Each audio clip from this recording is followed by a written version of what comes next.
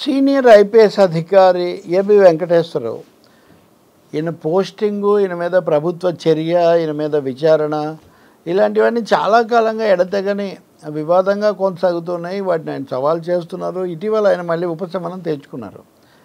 Israel నుంచి కొన్ని నిఘా పరికరాలు, ఫోన్ ట్యాపింగ్ ఇట్లాంటి పరికరాలు కొనడంలో ఈయన ముఖ్య పాత్ర వహించారు. అంతేకాకుండా ఆ కాంట్రాక్ట్ కూడా తన కుమారుడికి సంబంధించిన కంపెనీకి ఇప్పించారు అని ఈయన మీద జగన్ ప్రభుత్వం ఆరోపణ చేసి సస్పెండ్ చేసింది. సస్పెండ్ చేసిన తర్వాత ఆయన దాన్ని ట్రైబ్యునల్లో సవాల్ చేశారు.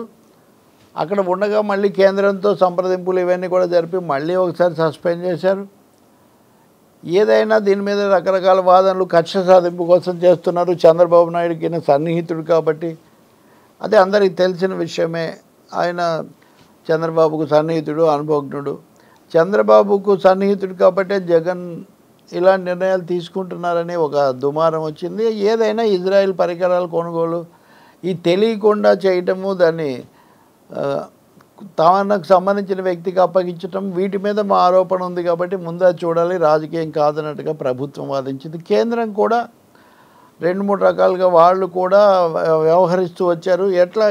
ఈలోగా అసలు సస్పెన్షన్ అనేది 2 సంవత్సరాల కాలమే అయినప్పుడు అంతకు మించి కూడా రకరకాల పేర్లతో మధ్యలో ఒకసారి విధుల్లోకి తీసుకొని మళ్ళీ సస్పెండ్ చేయటం, అంటే దీన్ని ఆయన బలంగా ట్రైబ్యునల్ ముందు వాదించటం, ఆయనకు సస్పెన్షన్ రద్దు చేసి ఆయన మళ్ళీ విధుల్లోకి తీసుకోమని ఉత్తర్వులు రావడం, ఇదంతా కూడా జరిగింది.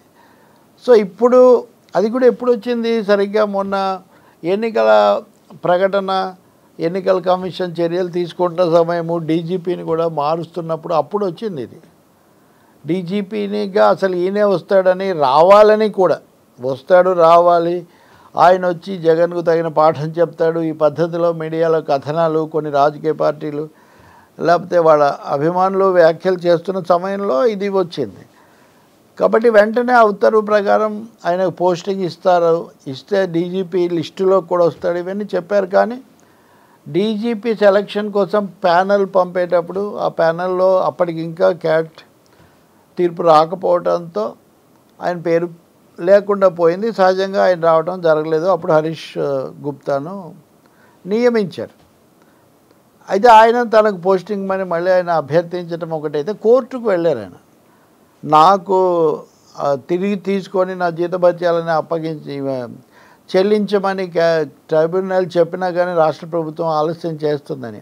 ఇక్కడ ఇంకొక చిన్న మెలిక ఏంటంటే ఆయన 10 రోజుల్లో రిటైర్ అవుతారు కాబట్టి ఈ 10 రోజుల పాటు కాలం గడిపితే ఆ తర్వాత తీసుకోవాల్సిన అవసరమే ఉండదని రాష్ట్ర ప్రభుత్వం వ్యూహాలు పన్నుతుంది, ఎత్తులు వేస్తుంది అని కూడా కథనాలు, విమర్శలు, ఆరోపణలు ఇవన్నీ కూడా వచ్చాయి. ఈ లోపల పోలింగ్ అయిపోయింది, రకరకాల పరిణామాలు జరుగుతున్నాయి. పోలింగ్ అనంతర హింసాకాండ దర్యాప్తు పోలీస్ శాఖ నిజానికి పూర్తిగా ఆ సిట్ మీద, కౌంటింగ్ మీద ఫోకస్ పెట్టినటువంటి సమయం.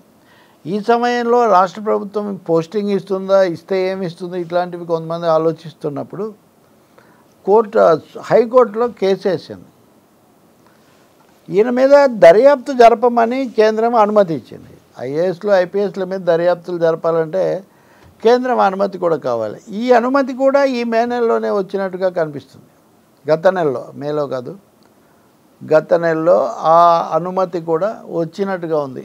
మీరు జరపడానికి మేము అనుమతి ఇస్తున్నామని కేంద్రం చెప్పినట్టుగా ఒక ఉత్తరం, ఒక లెటర్, అఫీషియల్ లెటర్ సర్క్యులేట్ అవుతూ ఉంది.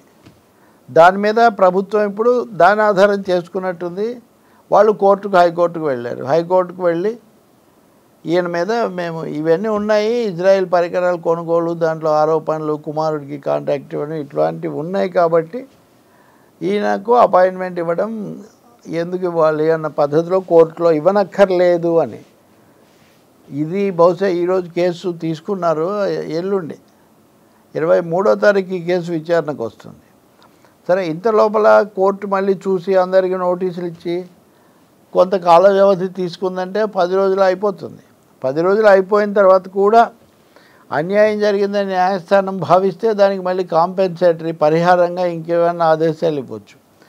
లేదంటే ఈ లోపలే ఉత్తర్వు వస్తే కూడా తీసుకొని ఆ రోజుకు ముగించి అది కూడా చేయొచ్చు. ఏం జరుగుతుందో తెలియదు కానీ ఈ దశలో కూడా అంటే ఈ దశలో కూడా ఈ విరమణ దశలో కూడా ఇది ఒక పెద్ద వివాదంగా మారింది. రెండోది ఏబి వెంకటేశ్వరరావుకి చాలా అన్యాయం జరుగుతుంది కాబట్టి ఆయనకు న్యాయం జరగాలి అనే ఒక వాదించే ప్రచారం చేసే మీడియాలో కూడా చాలామంది ఉన్నారు. సరే అడ్మినిస్ట్రేటివ్ పొలిటికల్ మ్యాటర్ వాళ్ళు చూసుకుంటారు, సర్వీస్ మ్యాటరు అని భావించే వాళ్ళు ఎక్కువ మంది ఉన్నారు. మిగతా పార్టీలకు దీని మీద అంత ఆసక్తి లేదు. ఎందుకంటే అందరి నేపథ్యాలు తెలుసు కాబట్టి ఎవరెవరు ఏమేమి చేశారు.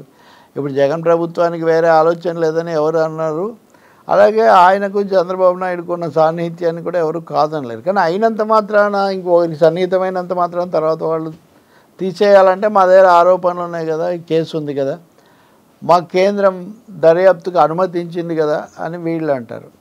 మరి ఇలాంటి సమయం వచ్చినప్పుడు పూర్తిగా కోర్టే దీనికి చెప్పాల్సి ఉంటుంది. హైకోర్టులో 2, 3 ఒకటి అసలు తీసుకోకుండా పిటిషన్ డిస్మిస్ చేయడం, వీళ్ళ అభ్యర్థనను తోసిపుచ్చటం, రెండోది తీసుకొని నోటీసులు ఇచ్చి కాలం గడిచిపోవటం,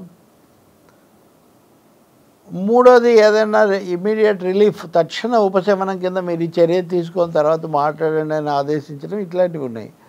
ఇందులో వ్యతిరేకంగా వస్తే మటుకు రాష్ట్ర ప్రభుత్వానికి మళ్ళీ సుప్రీంకోర్టుకి వెళ్ళే అవకాశం ఉంటుంది. ఎప్పుడు వీళ్ళకి అలవాటు కూడా ఉంది, చాలా కేసుల్లో సుప్రీంకోర్టుకి వెళ్తుంటారు కాబట్టి నాకు అర్థమైనంతలో ఇప్పట్లో ఈ వివాదం ఏదో ముగుస్తుంది అని అయితే అనిపించటం లేదు.